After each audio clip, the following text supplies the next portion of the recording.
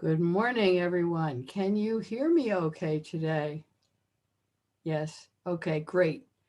So I understand there was a bunch of discussion about the quiz, and we're going to talk about that one of the first things related to the quiz and homework and other stuff. Um, Meanwhile, uh, I guess we should just get started, or unless there are any questions right now. Are there any? So today I can hear you. You're allowed to raise your hand. Okay. Um,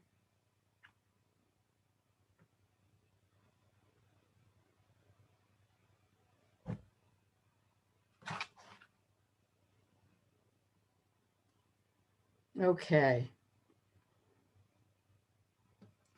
So I got a bunch of announcements, some of which, many of which have to do with some of the rules of the game here. So let me get started.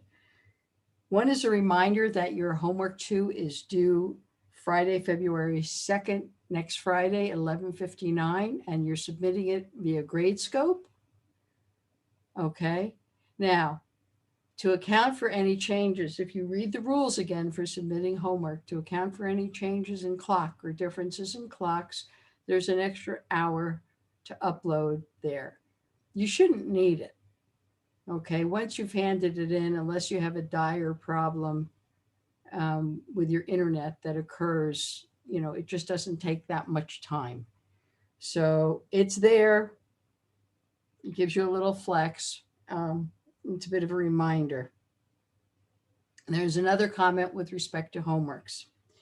I saw some lines on Piazza where people were saying, gee, you can't even do extra problems. That's not true. We welcome you to do a lot of extra problems, but a lot of extra problems don't count as homework. Homework has specific rules, and when it says to do A or B, it means that you pick one. You're welcome to do both, but you have to tell us which one counts to be graded for the homework. The other is an extra, and we can look at it when we grade and tell you whether you got it right or wrong. But you don't have a choice when it's A or B. You can't say, well, maybe I got this one wrong, but let's try that one. Can't do that. You have to pick one. Okay? You pick one to be graded. The other one, we're happy to look at it for you and help you with it. Similarly, not on homework or anything, but you're welcome and encouraged to do extra problems like out of the book or in other places you find online to try them, and then go to office hours with a TA, virtually go to office hours with a TA, and then you can ask them, or me, and you can ask them about it and get some extra help that way on it to make sure you are learning what you're doing. We encourage you to do things like that. I'm sorry, this thing keeps, I'm going to have to just keep scribbling to make sure that it doesn't decide that I'm not here. So just ignore those big black marks. Okay, next one. Um, okay, so there were some people that said, Gradescope locked me out. What am I to do? And the problem is that Gradescope's clock is not fast. Gradescope has a timer that tells you how much time you have left, given the amount of time we say it opens and what time it closes. Just the way when you take a quiz in a class, the clock of the room or the professor is the one who times it. Or when you go to the movies, they don't start the movie according to your watch, they start it according to theirs. It's similar with this. Gradescope timer is the official timer for the class. Okay, so that's the first thing. The second thing is that you're supposed to finish the exam at 12:05 and then work on loading.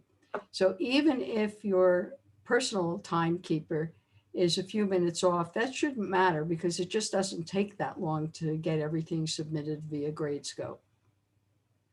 We gave you lots of time there. So you've got to practice that with your homework, practice it, go back and redo quiz 0 again if you have trouble with it, but practice it. I have more to talk about with respect to the quizzes. So another suggestion, this is a suggestion, you haven't done anything wrong, but my suggestion is that you log into Gradescope early on the day of the quiz. If you can, you log in early, and then you're ready to go. So when Gradescope opens, you know exactly what time it opens. You're there ready to download the quiz questions and get started. You can't assume it's your watch. You have to assume it's Gradescope's. And if you don't know it, then the best thing to do is to see what it is, log in, look at your watch at the time Gradescope opens up so you know how far different your watch is, your timepiece is. Okay, with regard to the templates, we appreciate all suggestions for making them better. However, here's one that I think some students misunderstood. You're not asked to rewrite the questions in the templates. We don't want you to do that. We want you to read the questions for the exam either on the screen or when you download it and have it on a piece of paper. Read the questions there, write the solutions in the template. Okay, do not spend your time rewriting the quiz questions. We can't put quiz questions in the templates and let you have them a day early, because that would be giving you 25 hours for the exam. We can't do that. Okay, so I appreciate the difficulty. With respect to a truth table question, let me make sure I get all of the things. With respect to a truth table question, if you're hit with that again, then my suggestion is when you print out the exam, take the page that the truth table's on, insert it as your page for the quiz, and then you just fill out the printed version in handwritten form. Okay, that way you don't have to remake the truth table. There's no problem with doing that. I can't give you a truth table in a template a day early because that tells you a lot about the problem, and that is not a reasonable thing to do. So I appreciate the difficulty. I appreciate the difficulty of making truth tables or tables in any of the formats that you have if you're going to not handwrite it.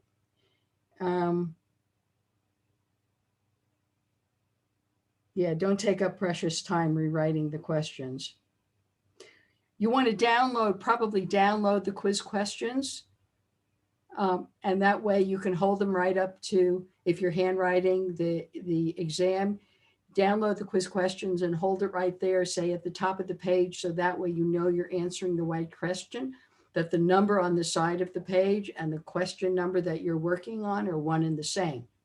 So you know you're doing the right question, the right solution on the right page.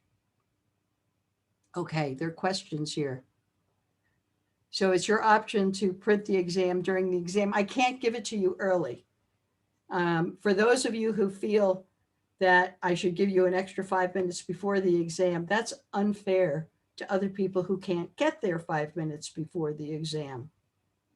Okay, so if you need to eat into your upload time by 5 minutes because it took you 5 minutes to print the exam, then you can take 5 minutes and you have 25 minutes to upload it. From other classes, I assume that 15 minutes, I've been told, let me say, that 15 minutes is more than adequate time to upload stuff. In fact, it's less, but I've given you more because for a lot of people. Now, the template you can print a day early. The template is available a day early. So you can print the whole template out. You can read the pledge. You can sign the pledge. You can read all the questions. I'm sorry, you can read the number of questions you're going to have on the template.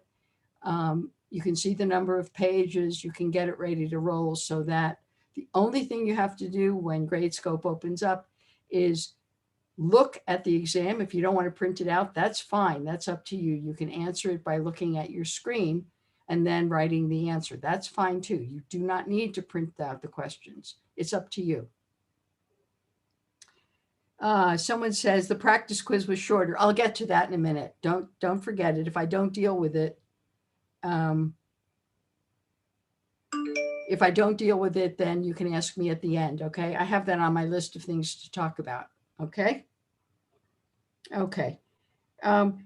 In order for you to give yourself more time to answer questions, I have some suggestions. And number one is do not rewrite the questions on the template. Okay.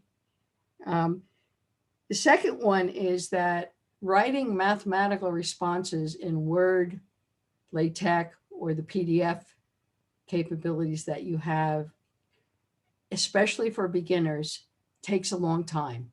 You spend more of your time trying to figure out how to write them than you do trying to solve it. So in spite of us giving you templates in both formats, my suggestion is that you print out the template ahead of time. Here's the list. You print it out the day before. You deal with the pledge and reading the rules for the exam. And then when the exam opens up, handwrite your responses on each page, then scan or take photos of your quiz, upload them to your laptop, then use either Acrobat DC or Acrobat Online via Adobe Creative Cloud, which is available to every student. And if you look on the module that says homework grading and submission explained, it's there. You can practice doing this on the homework. It's not just for the exam, but you can practice this and how to turn it into a PDF. Dane. Yes. For the next practice quiz. Yeah, I'm getting to that. I promise. Oh, I'm getting to the practice quizzes. I said if when I'm all done with the announcements, if I don't hit it, tell me, okay? Oh, okay. Sorry. Put your hand down for now, and I will wait when I'm done with the announcements. And if I haven't hit your questions, I'll hit them then, okay? Sounds good. Okay. Thank you. The next thing is looking for information on the index card. It takes a lot of time, believe it or not. That's why I'm kind of against open book tests, because students spend too much time trying to page through. Now, you're only allowed 2 sides here, but it still takes time. So my best suggestion on that score is to say the index card is like to be a walking cane where you're mostly on your own and you need a little help. It's not a set of crutches that holds you up all during the exam. It takes too much time to do that. So try to learn as much as possible before the quiz. Do a little bit every night. Practice, practice, practice. Okay. I will consider the length of the exam when I make up the next one, but I want you to think about something, okay? You have 80 minutes for an exam, assuming you don't download the exam, that you use it on the screen. If I give you 10 questions, that's 8 minutes a question. Okay? Without eating into any other time. That's a fair amount of time if you're writing it by hand. Think about all the things you can do in 8 minutes. Okay? So when you're working on the quiz, if you think that you're less than halfway done with a question, and you're more than halfway through that 8 minutes, stop that question and go on to another one so you can get through the whole exam. Don't spend too much time on any question. You can also calibrate how much time you should spend based on the number of points. If you want, I made this exam for 100 points. I can turn around and make the next exams. All exams count equally, whatever the point count is that they say. So don't worry about that. But I can make exams that are 75 minutes, that have 75 points. And then if you look at the number of points, that tells you approximately the time you should spend on that question. Okay, 75 minutes, 75 points. So I can do that if there's an interest in that. So that can help you calibrate the time. Okay, so now the practice quiz. I have that on a different page, but I'll do it now since I've had a couple of questions for this so far. Yeah, the practice quiz is shorter. It's just supposed to give you an idea of the kinds of questions. It is not supposed to be the same time. Okay, it is just not supposed to be the same time at all. It's just to give you an idea. So practice quiz 2 has a lot of proofs on it. Someone says it's easier for the questions, not just the length. Well, I don't know. I looked at that before I made up the quiz questions. What's the point if it's not the same complexity? Well, when I tell you to study, I tell you, look at the homework problems, the complexity of them, look at the problems I do in class, and look at the practice quiz, all three of them, plus the proofs in the book and the proofs that are done in the pre-recorded lectures. That should give you a lot of time. The practice quiz should not be harder. I'm sorry, the practice quiz should not be harder than the exam that you've got. It's just one of the many components that you're supposed to study. The practice quiz is just an added. I shouldn't call it a practice quiz. I'll call it practice questions, or not do it. The point is that you've got homework problems that give you some idea what's going on. You've got the problems we do in class.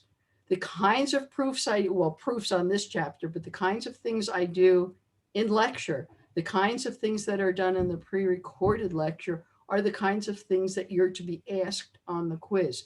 If you do not understand them, ask. So one of the things that was on Piazza is someone said that in the pre-recorded lecture, they had trouble disambiguating between an M and an N in one of the proofs that was done. Well, I'm sorry about that. I can't undo the quizzes. I'm sorry, the lectures there. But what I can ask you to do is go to office hours and ask the TAs or ask me what it's supposed to be. And we can go through it with you and help you understand it. You are supposed to come see us. If none of the office hours, if you can't make any of the office hours because you have classes or other unchangeable obligations, send me a note via Piazza that tells me why you can't make any of those office hours and when you could make them, and we'll see if we can make adjustments. I want everybody to be able to get to office hours. Okay. I had issues scanning my pages in the light. I don't understand that one. What about a list of practice questions from the book that we could optionally study? I will think about that. My suggestion is that every practice problem in the chapter, there are a lot of practice problems that they give you, and most of them are worked out at the end of the section. So my suggestion is don't look at the end of the section, take each practice problem and try and solve it yourself. Britton. Yeah, I was just going to say, I felt very confident about like the material and things that we had learned. The homework was pretty easy just after having learned it and studied it. And I felt like the course has prepared us well with the material, but I just feel like the quiz was a little long and it was just hard to complete it in the time that was allotted. Do you think it was long? Were you using your index card a lot? No, not at all. Were you rewriting the question? Nope. I didn't even have an index card or rewrite the questions. I feel the same. And I also felt like the questions weren't like Who's too talking? hard. Who's talking now? Alec Mills. Okay, well, as I said, the last bullet there, I will consider issues. If you manage to do all the rest of it, I will consider that for the next quiz. Let me talk about the next quiz, by the way. We're just getting into it. We have sections 1 through 5 in chapter 2 that we're covering. The quiz is not on chapter 6. We're not covering that. Okay. We have sections 1 through 5. If I ask you 2 questions on each section, that's 10 questions. This whole quiz is about proofs. The whole quiz is about proofs. Okay. So 10 questions in 80 minutes. I don't know. I mean, I know proofs are hard for you. That's why you have to do as many as you can. And I have 8, if we get to them, to do today for samples and to work on and to practice. But we're on sections 2.3 and 2.4 right now. We have a review of some problems from sections 2.1 and 2.2 to go over them again. But you've got to practice on your own, okay? Keep trying to do that. But just think about it. If I ask you 2 questions on each section, that's not a lot. That's 10 questions. Okay. So think about now, are they going to be awfully hard ones? I don't know. I mean, before I give them to you, I give them to the TAs and see how long it takes them to do that. And this time I modified several questions and dealt with it that way. And then went back to them and we went through it a couple of times before it went out to you. So we did make a try. I will try again for the next quiz. Okay. Let's see. I don't know who was first, but let's try you, son. Hello. I just wanted to say that it took me longer to read and understand the question. Also, when I'm writing those questions, I have to organize the language and try to make it readable. And then I just felt like when I took the quiz, it's not 100% just testing me my math skill, but I think in English wise, it got in my way and it took me longer too. I'm sorry about that, but everybody has to have the same level. Okay. All right.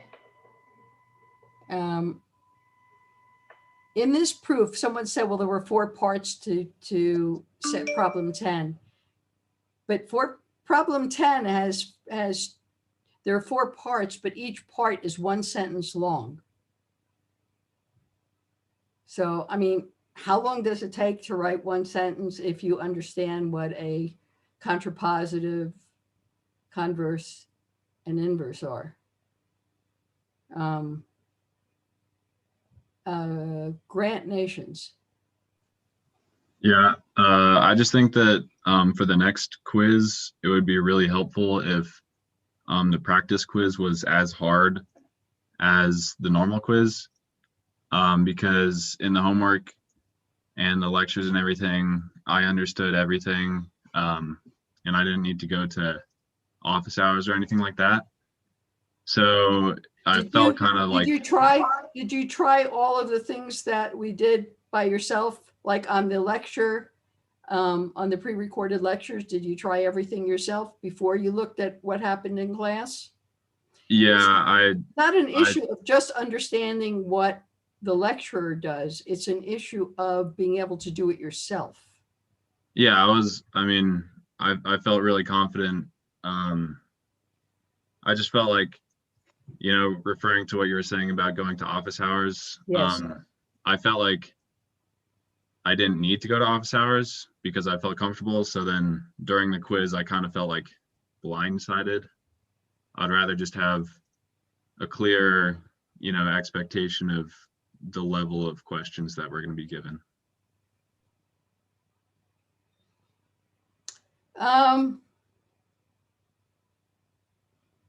How many problems at the end of each section of the book did you work on by yourself?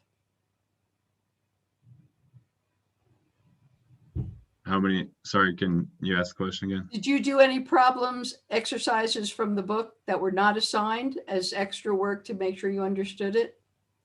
No, because I expected that what we would be tested on was what was given in the lecture material. That's all the lecture material. Those are just exercises that are more exercises to show you. We don't go over every single thing that you have to be able to do. You're supposed to read the book and do exercises in the book as well. I'm just not requiring them as homework problems because so many of them occur on cheating websites online. I don't want to have people just look them up. That's the problem right now, that so many of the questions were online, have answers in the cheating websites. So it's hard to find questions that aren't in those websites, but I'm trying to do my best for you, and I will continue to do that. Let me consider. Let me go on. Again. Okay. Okay, if you have problems submitting via Gradescope, there are two different ways you could have problems. One is you didn't know what to do and had difficulties, or you didn't get the pages right, or any number of things. And for that one, the question is, did you previously test the submission process by submitting Quiz Zero? That's what Quiz Zero was supposed to overcome, is that you went through that one time. So the other way it doesn't allow you to submit is because you waited until the last second and the Gradescope timer said time was over, and your watch may not have been, but the Gradescope timer was over. Okay. For the first case where you have, and then there are the legitimate reasons for having a problem, like your internet suddenly croaked, or your laptop died, or, which is the problem I had, one of the problems I had on last week, is that my iPad suddenly is having a big trouble. Those excuses are real. Excuses like, I didn't start it at the right time, I had problems uploading it because I didn't know what I was doing. Those are all things because you didn't test it out ahead of time. So read the general exam rules and the specific rules for the exam, okay?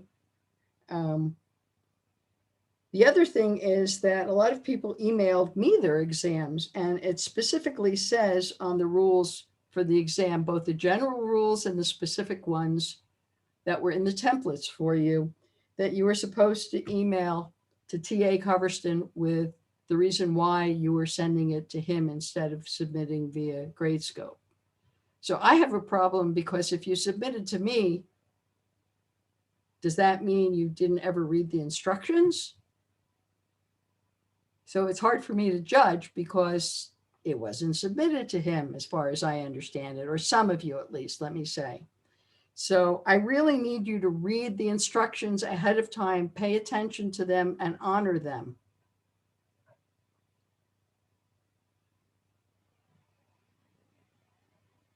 Okay.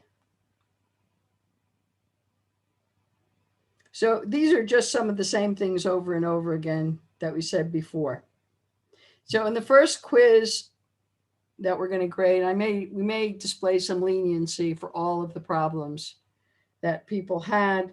Starting from quiz 2, you must submit properly and within the right time. And you have to realize that the Gradescope timer is the standard. And you have to go by that. Okay, no more leniency on that. This time, yes. Next time, no. Please pay attention. I really want all of you to do well. That's why I'm working on this.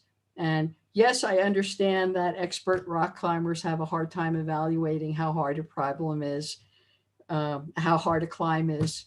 Just the way expert skiers have a hard time for beginners understanding that it's easy. You know, what they consider easy for the rest of the world is not. However,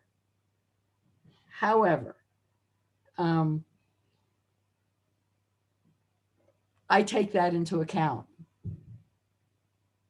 Okay, when I ask them how long did it take you to do that, that's taking it into account. Not just can you do it, but how long does it take you to do it? Owen, and then we have to proceed. Owen. There's hand up for someone named Owen with only a first name.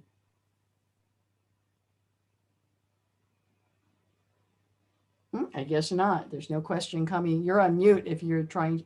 Okay. You can unmute. Go. Ask your question. He says his mic is not working. Okay. What's the question? You can type it into chat.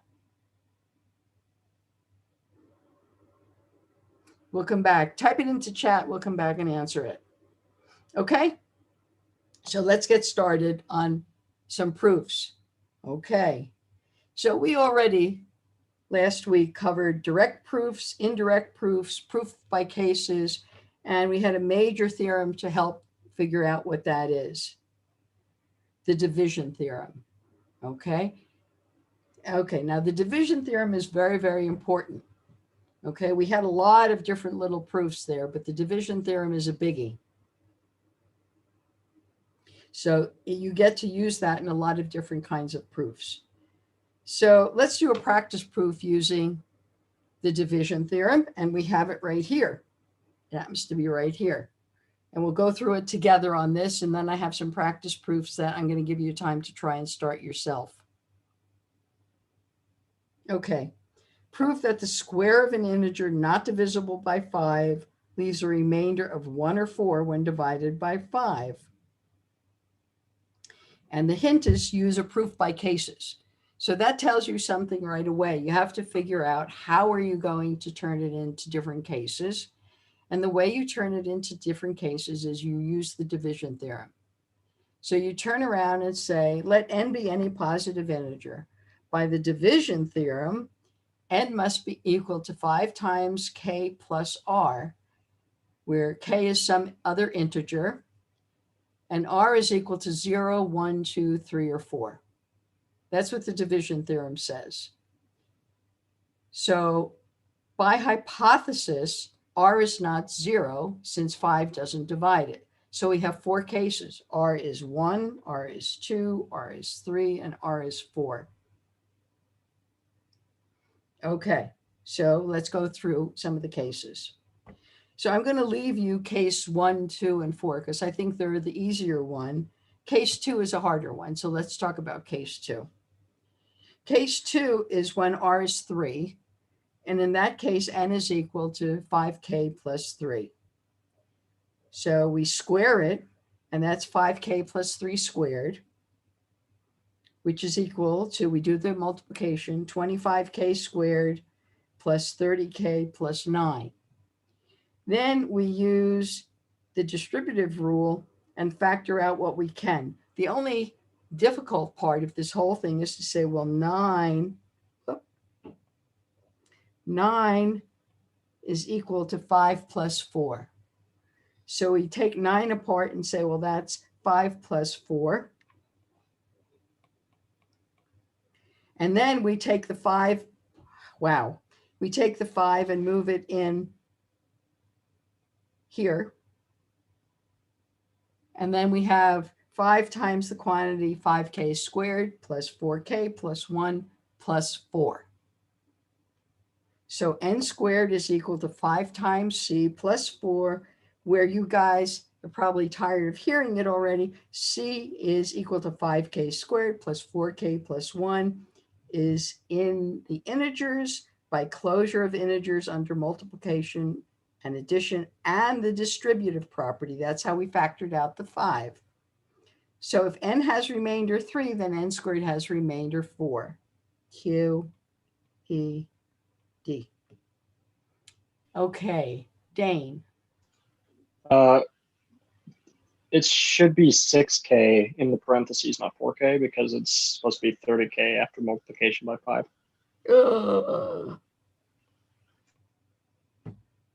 Thanks. Yeah, sure. Okay, you're absolutely right. I don't want anybody saying, how does she get 4k there?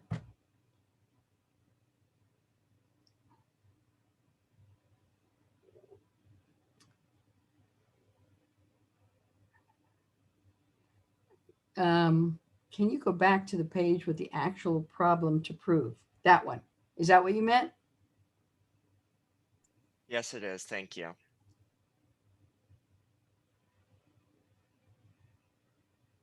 Okay. All right. Is it okay to go on now? All right, I got it. Thank you. Okay. These slides are already on the web, on Canvas. What's not on Canvas are most of the solution slides, but they'll be there. I'll put them there after class today with all the solutions. I want you to work on them. I thought if people downloaded the slides that they should try practicing the proofs by themselves first. So let's go to the next proof. So here's something using the division theorem that looks really hard. So here's the proposition. If 9 divides the quantity 10 to the n minus 1, where n is a positive integer, then 9 divides 10 to the n minus 1. And let me say this.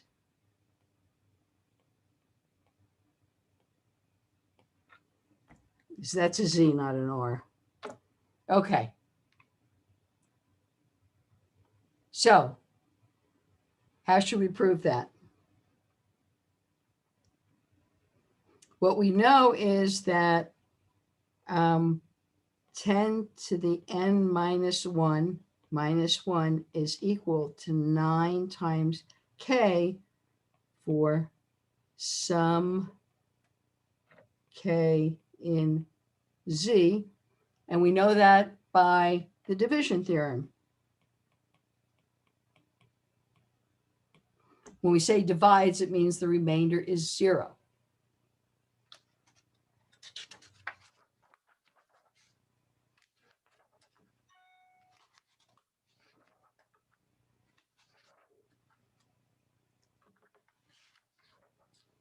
Okay. Suppose we multiply both sides by 10.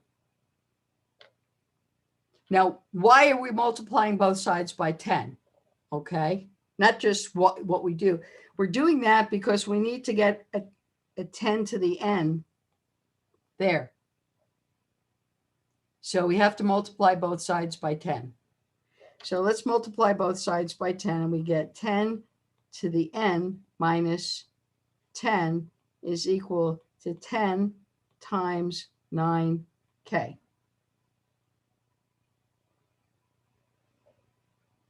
Okay.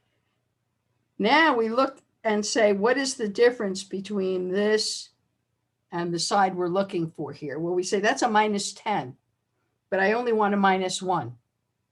So let me add 9 to both sides. So we have 10 to the n minus 10. Then we add 9.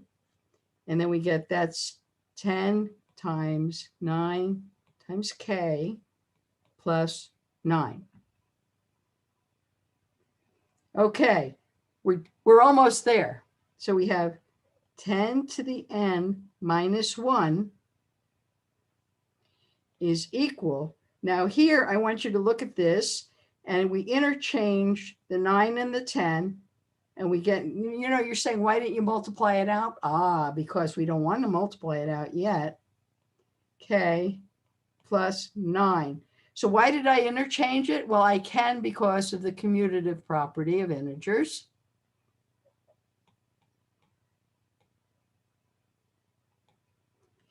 And then I look at that. I look at that and I say, okay, that's 9 times 10k plus 1. Why can I do that? Excuse me, that's the distributive property. We're factoring out. When you're factoring out like that, it's the distributive property. And then we say, oh, well, then that's 9 times C, C equal to 10k plus 1 in Z by closure of multiplication and addition.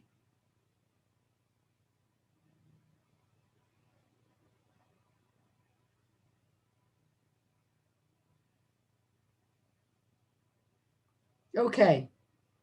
Remember, when you write this, it's always, if I write something like this, that A divides B means that there exists an integer, has to be an integer, C, such that B is equal to A times C. That's the definition of divides by. So that was the definition, but it also, that's the way we write it. But the division theorem tells us that whenever I divide B by A, whatever A and B are, that means B is equal to A Q plus R, 0 less than or equal to R less than A. And we're told that A divides B, so that means that R is 0. Okay, we have Grayson. Can you hear me? Yep. Okay. On right under at one point you added 9 to both sides. Yep. Like No, how I do didn't. you Oh yeah, I did. How do I know that? yeah, how do you just come up with adding 9 to both sides? Okay. Remember what we're trying to do. We're trying to get something that looks like that. Okay.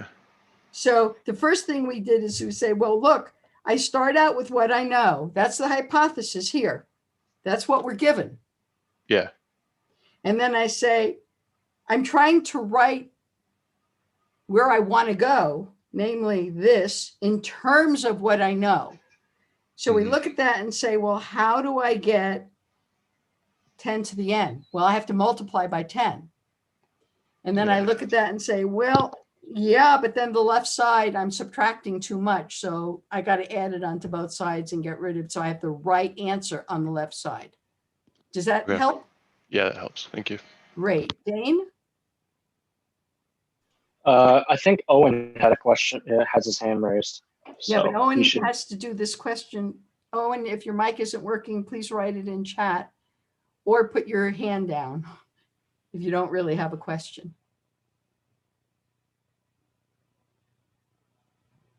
Okay, well, what can I do? Dane, do you have a question? yeah. So if I was going to prove, well, that statement 9 divides 10 to the n minus 1 Minus means 1. that there's an integer, means that that's equivalent to the statement you wrote above, the division theorem. But what about the negation of that statement? If it doesn't divide it, then 9 dividing 10 to the n minus 1 should be equal to a times c plus a remainder. Is that correct? Is that the negation? But the negation is not, well, in an if-then statement, remember the contrapositive is the equivalent thing if you're proving it. Okay. Right. And I'm curious about the negation of when something divides another number. So if I had A did not divide C or B, then I would have a remainder. Is that correct? Yes, absolutely. Okay, perfect. Thank you. Okay, we did that on this problem. Okay, you're told here that it's not divisible by 5. So we had a remainder of 1, 2, 3, or 4. Okay? Okay, good.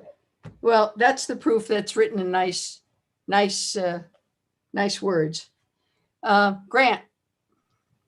Yeah, it looks like Owen posted his question a while ago in the chat, but it kind of just got buried. If you still wanted to answer Owen's question. I don't see it there. It was at 11:18. Right. I can just read it. It says, it took me 13 minutes to submit my quiz, and it was essentially the worst case scenario. Maybe for the next quiz, you could allow us to take the quiz for as long as we want, but give us a suggestion on when to stop. That way. No, I can't do that. I'm sorry.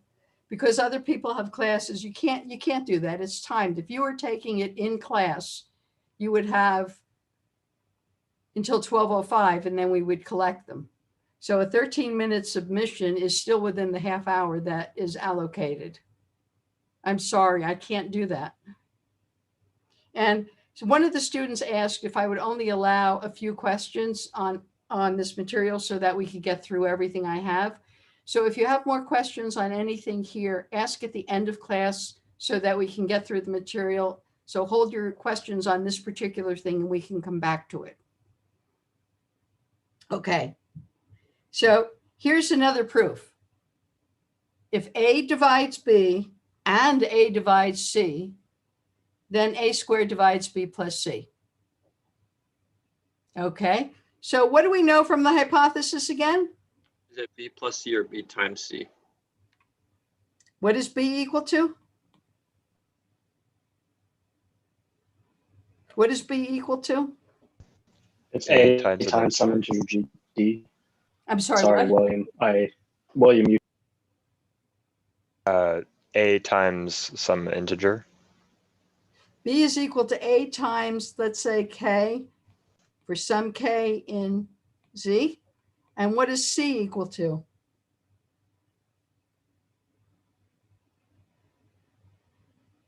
A C is times another Okay. integer.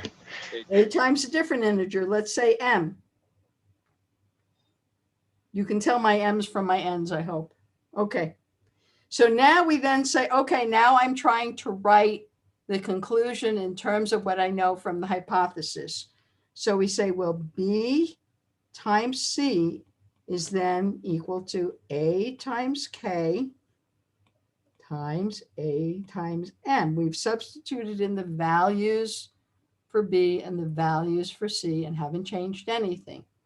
Okay, now we use a couple of versions of the associative law and commutative to say, well, that's a times k times m.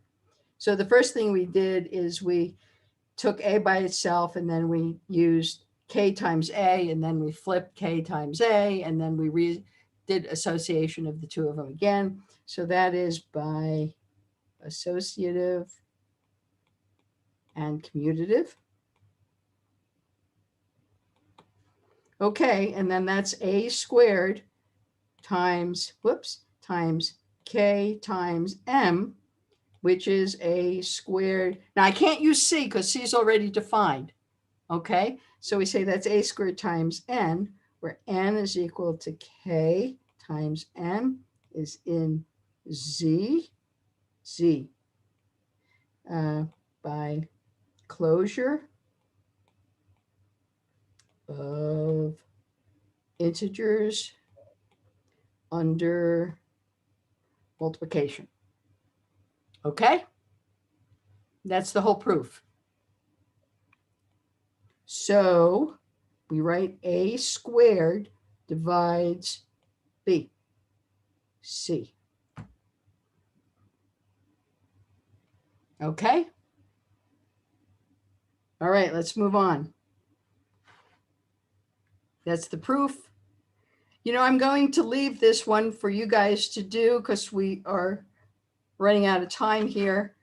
And let's go back and talk about proof by induction. That's really the topic for today. And before we get to that, I guess we need to take our break.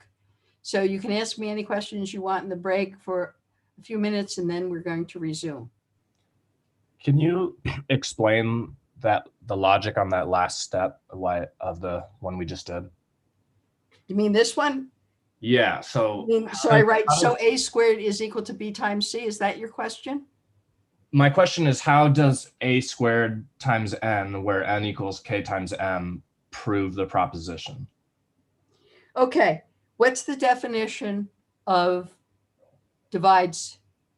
So we say a squared divides b times c if there exists another integer, in this case, I'll call it n, such that b times c is equal to a squared times n. And we have shown that there does exist another integer for which that's true. Okay, this here. Oh, I see. Okay, does that help? Yes. Good. Remember, this is your break time. You don't have to sit here. You go to the bathroom or do whatever. Or you can ask more questions. That's okay.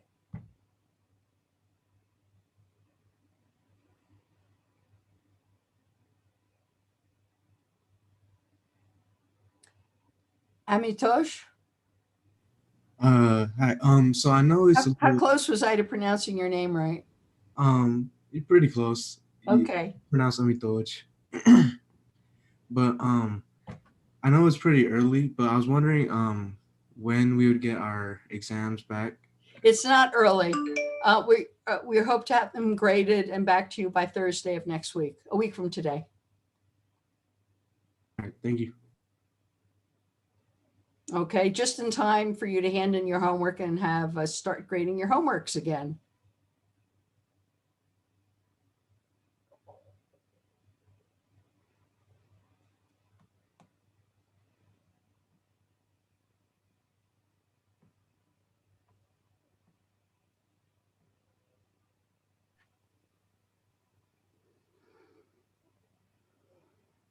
I think there's some questions in the chat for you. Oh, okay, thanks.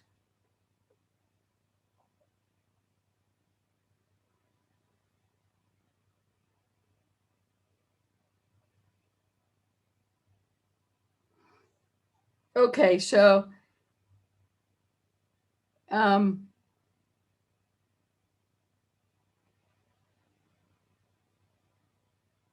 yeah, the issue is that I can't stop you from working on the quiz into the submission time period, but that means that you have less time for submission. So if you have a problem with submission, that's on you. So I don't have any answer that says do what you want there.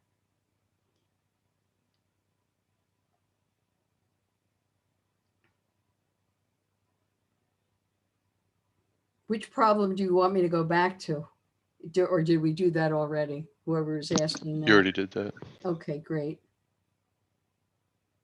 It's not fair for other people to follow the rules when other people abuse it. I agree with you. 15 minutes of extra work time is a lot.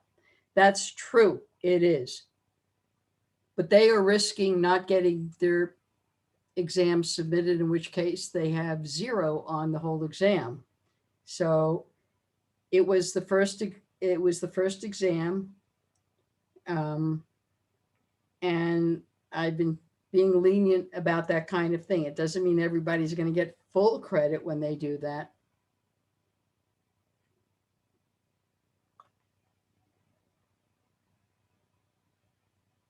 Yes, it says, please don't use the grace period. I can't stop you from doing it. This is virtual. I can't stand over you and say, give it to me right this minute. James. Question about that. I noticed that there was some confusion for people who saw the time remaining as Yes. including the grace period. Yes. Is there any way to demark that so that we have a Don't test I wish time? we could. I do not know of how to do that in grade scope. I had hoped that, we could sign on early and synchronize by a grade scope clock, but I can't do that either. So, this is what we have to do.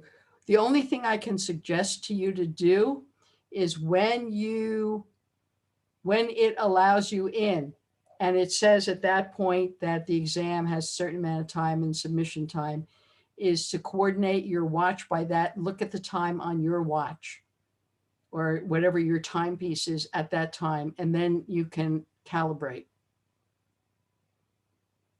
Dane, are you asking another question? No, I'm sorry. I accidentally put my hand up. I apologize. Okay.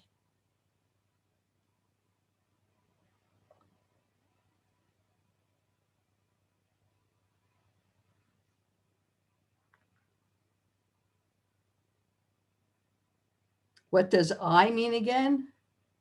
Where do I use I? Means, what is I? Where's I? Oh, the line. It's not an I. Yes, the line through, when you see two numbers divided by a vertical line, the way it is here, that means A divides B. Okay, that vertical line doesn't occur by itself anywhere. It has a number on each side of it, an integer on each side of it. And that means that A is the divisor always, right? The left-hand Yes, side. the first one is always the divisor. The second one, what do they call it? The divisor and the dividend or something like that? I don't remember that one very well. Britton, what's your question? Yeah, I was wondering if for different steps in a proof, Yeah. if there is the possibility that like one or another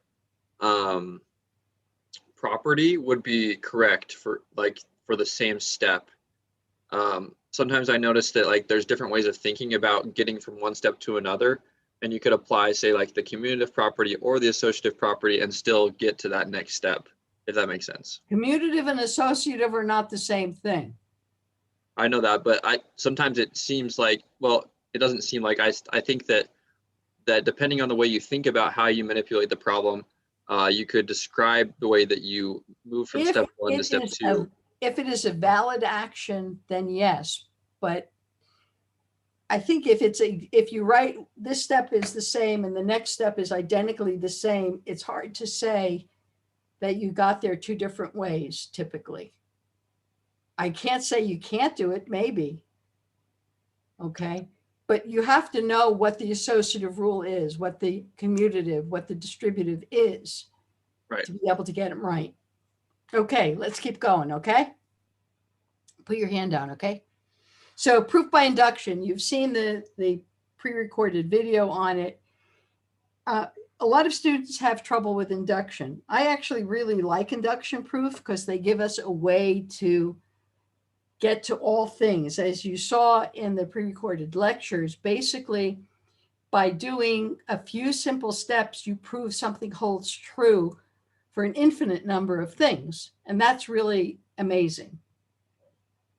So the first thing you're doing is you're going to set up a predicate. You're going to say P of n is true for all n greater than or equal to whatever your base number is. It could be 1, it could be 0, it could be 12, whatever. Okay. Then you have to verify that P of n is true for whatever your initial or base values are. So you have to show P of base is true. Then you prove the formula is correct for all values of K. And the way you do that is you state the induction hypothesis. Namely, there are two ways to state it. One is that P of J is true for all integers greater than or equal to the base and less than n. Or you say that P of n minus 1 is true. Now, n and n minus 1 are just some unknown integers bigger than your base value. And then you use the information in step 2.1 to prove P of n is true. And usually done by writing the desired property as a recurrence relation. Namely, you're trying to set up whatever you're trying to say P of n is in terms of whatever you've said P of n minus 1 is. So here's an example. If P of n says that n squared plus n is even, prove P of n is true for all positive integers. Okay. So what's the base case? This is, we're trying to prove it's true for all positive integers. So we look and say, well, what's P of 1? So we say, well, that's equal to 1 squared plus 1, and that's 2. So P of 1 is true because 1 squared plus 1 is 2, and that is even. Is even. Okay, so that's the first step. So now what's the second step? The second step is to say, okay, suppose J is true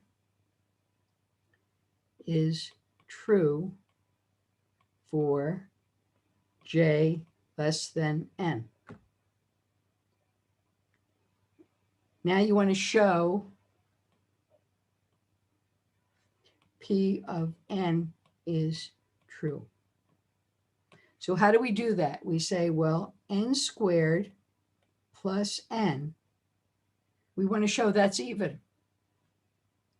You look at that, say, whoa, how do I deal with that in relation to n minus 1? Remember, we're trying to write it as a recurrence in terms of n minus 1. So what is P of n minus 1? Well, that's equal to n minus 1 squared plus n minus 1. Okay, and we know that that is even. And then we know that's even from the induction hypothesis. So now we look at that and say, well, how do I write this in terms of that? And say, okay, well, there's only one way I know of. So we say, well, what is n? Well, it's equal to n minus 1 plus 1. And here I have plus n minus 1 plus 1. Okay, so now we multiply it out. Oops, this is a squared. So then we have that's n minus 1 squared. We do not multiply out beyond that because we want it in terms of n minus 1 squared plus 2 times n minus 1 plus 1 plus n minus 1 plus 1. So what do we do now? We we use the commutative property multiple times and say, well, that's n minus 1 squared plus n minus 1. Aha, what's that? And then we say plus everything else. So what's everything else? That's 2 times n minus 1 plus 2.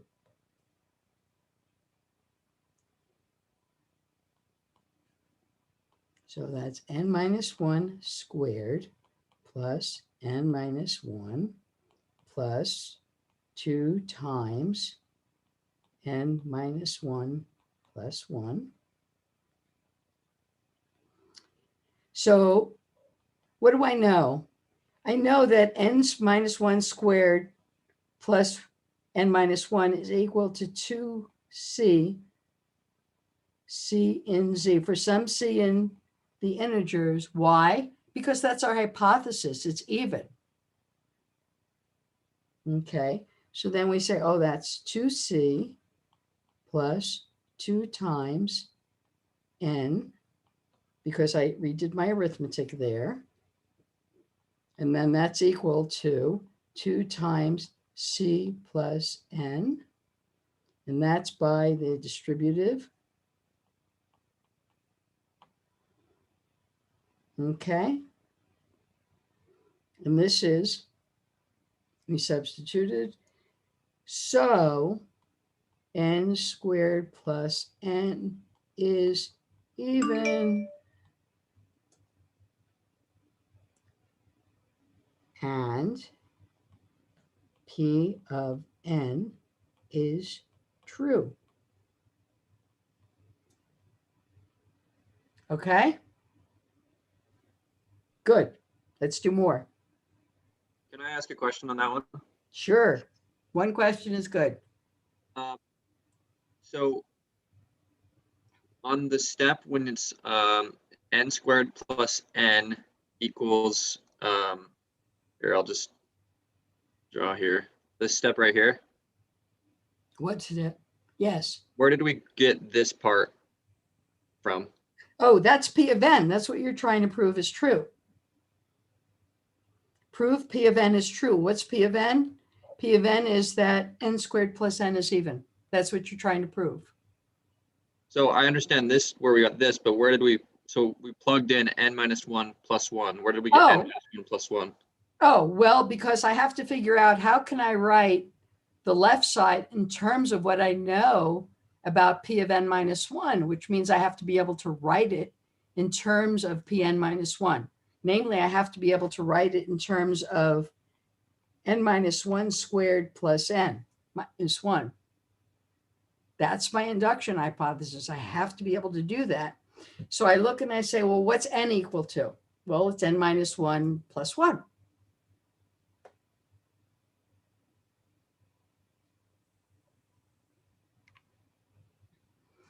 So you plug this into here?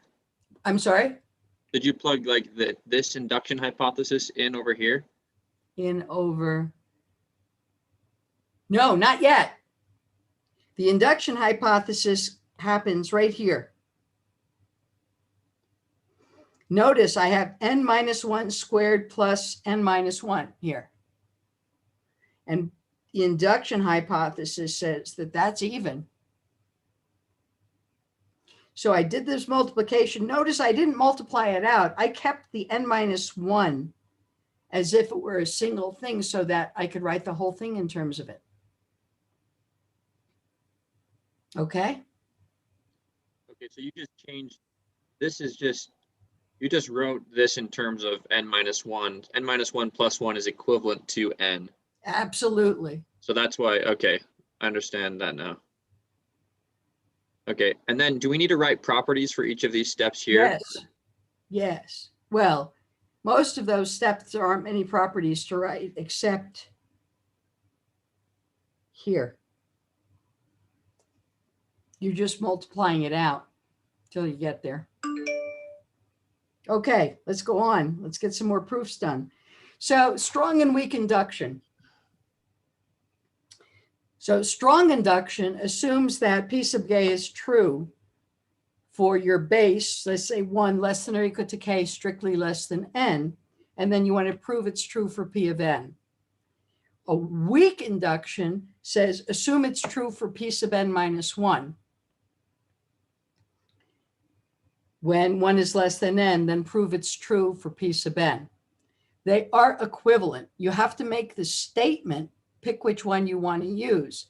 There are times when it's easier to use the strong one and times when it's easier to use the weak one, but they're equivalent. Okay, so here's another practice proof. Okay, you want to give a start on that? Tell me. So I'm going to ask different people, try and have lots of people answering this. So let me give you a little bit of a hint. I find it easier than rewriting this whole thing to say a sub n is equal to the sum I goes from 1 to n of 1 over I times I plus 1. And b sub n is equal to n over n plus 1, n greater than or equal to 1. Then my induction my predicate p sub n is that a sub n equals b sub n for n greater than or equal to 1. Okay. So let's see, is that true for P of 1? So A sub 1 is equal to the sum I goes from 1 to 1 of 1 times 2, I times I plus 1, which is the same as 1 over 1 times 2, which is the same as B sub 1. So P of 1 is true. So then we say, okay, assume A sub j is equal to B sub j for j bigger than or equal to 1, strictly less than n. And then we write A sub n. A sub n, so in particular, oh no, forget the in particular. So A sub n is equal to the sum I goes from 1 to n of I plus 1 here. And now we take it apart. We take it apart and write it in terms of A sub n minus 1 and something else. So that's equal to the sum I goes from 1 to n minus 1 of 1 over I times I plus 1 plus, I have one more term. I have the term when I is equal to n. So that's the term plus 1 over n times n plus 1. Okay, now That's equal to b sub n minus 1 plus 1 over n times n plus 1. Why is that true? That's by the induction hypothesis.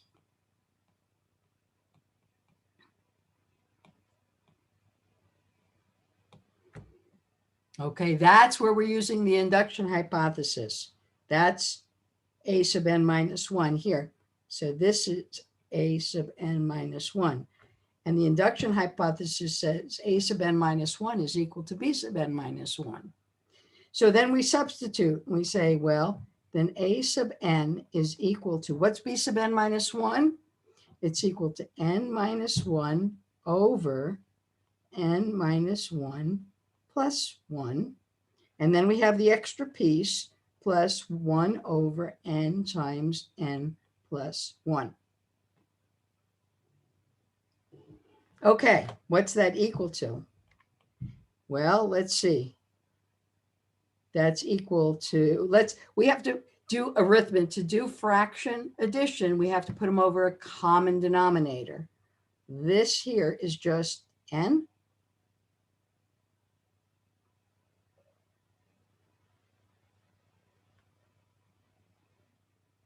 So I have n minus 1. And here is an n in both denominators here, but this one has a bigger one. So we multiply the first one by n plus 1. And now we have n plus 1 here, plus 1 over n times n plus 1. I'm going to have to finish my arithmetic up here. You see that? I hope you see that. So what do we have? Well, we multiply the numerator out and we get n squared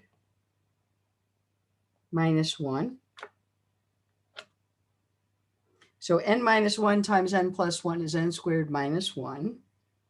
And then I have a plus 1 over n times n plus 1.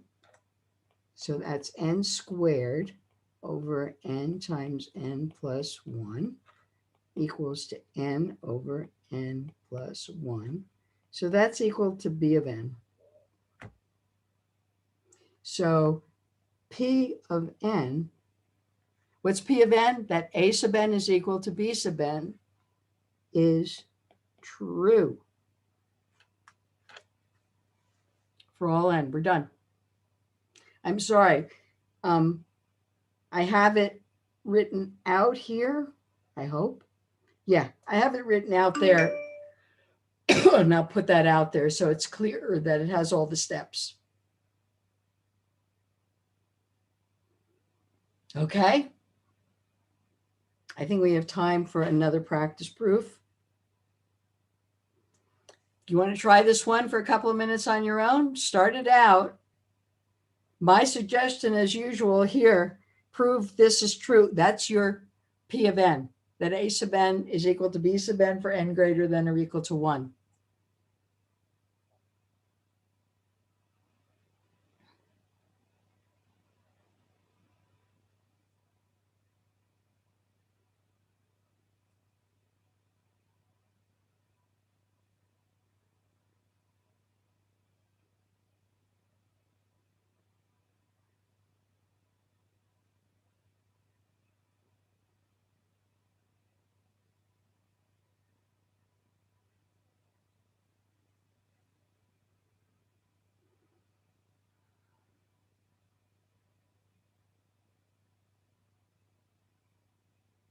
Grant, do you have a question?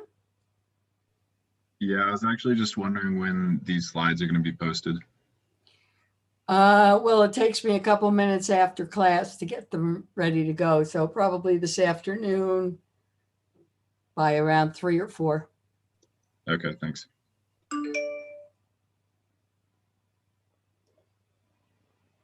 Okay, let's try this. Proof. We have to prove P of 1. So that's A1 is equal to 1 over 2 factorial, which is equal to 1/2. And B1 is equal to 1 minus 1 over 2 factorial, which is equal to 1 minus a half equals a half. So A1 equals B1. And P of 1 is true. Okay, what's the next step? Remember, we say, let's just say this. The induction hypothesis, P of n minus 1 is true. So A sub n minus 1 is equal to B sub n minus 1. That's what it says. Prove Pn that A sub n equals B sub n. It doesn't hurt to write this stuff out to keep you focused on what you're trying to prove. So what do? We start out and say, well, what's A sub n? So A sub n is equal to 1 over 2 factorial plus 2 over 3 factorial plus dot, dot, dot, plus n minus 1 over n factorial plus n over n plus 1 factorial. Now, why did I write it that way? Well, what is this equal to? A sub n minus 1. Right. That's equal to A sub n minus 1 plus n over n plus 1 factorial. And what is A sub n minus 1 equal to by the induction hypothesis? B sub n minus 1. Yeah, B sub n minus 1.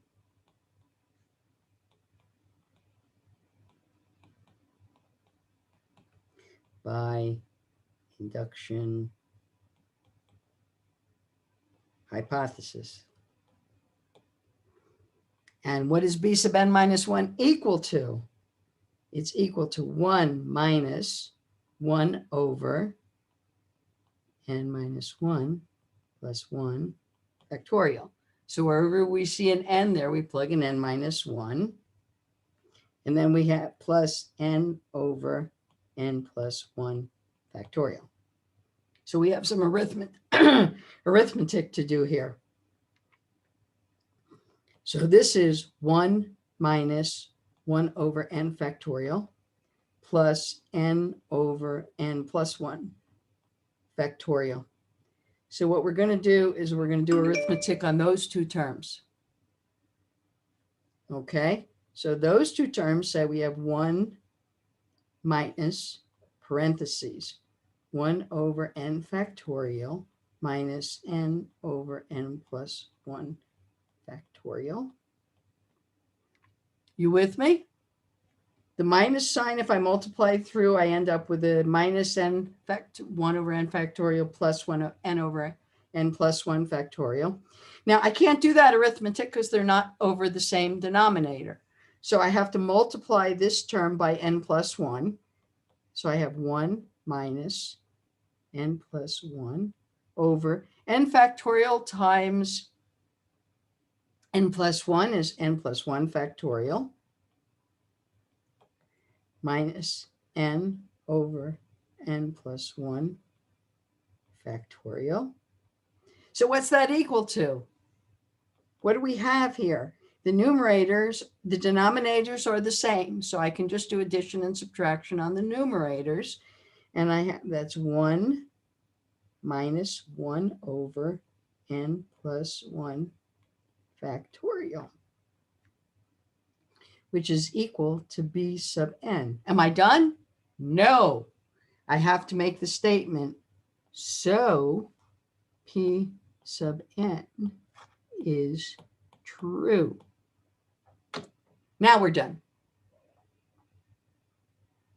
Okay, there's one more that I want you guys. I thought I had one more. No, that's not the one. Okay. I'm going to do a review. If you notice, next Tuesday, we talk about proof by contradiction and the pigeonhole property. They're both very important. Next Thursday, we have a review session for the whole of chapter 2. Your homework is due Friday. And we're starting on set theory on Tuesday and a quiz the following Thursday. Notice when I do quizzes, we finish a section, a chapter, and then the next lecture isn't the quiz. I give time for the TAs and everybody to grade your homework so we can try and get it back to you, that we can have a review session. While we're starting some new material, we have a review session and then the quiz. I can't use the time in general to do a review session in class because then I don't get done with the material I have to cover, except this chapter, because this chapter is really important. So we take an extra day to talk about a review on how to do proofs. So practice these problems. I'm going to give you the PDFs that have a blank sheet first, which is already actually out there, but I'll give you that. They state the problems, and then they have the solutions on the next page. So you have time to stop and think about it and see if you can do it and how you do it. You can practice doing the proofs. Okay, so I will put that out later today. And have a good weekend. Work hard. Get everything done. Okay? Thank you. Thanks. Bye-bye. Thank you. Thank you. My pleasure.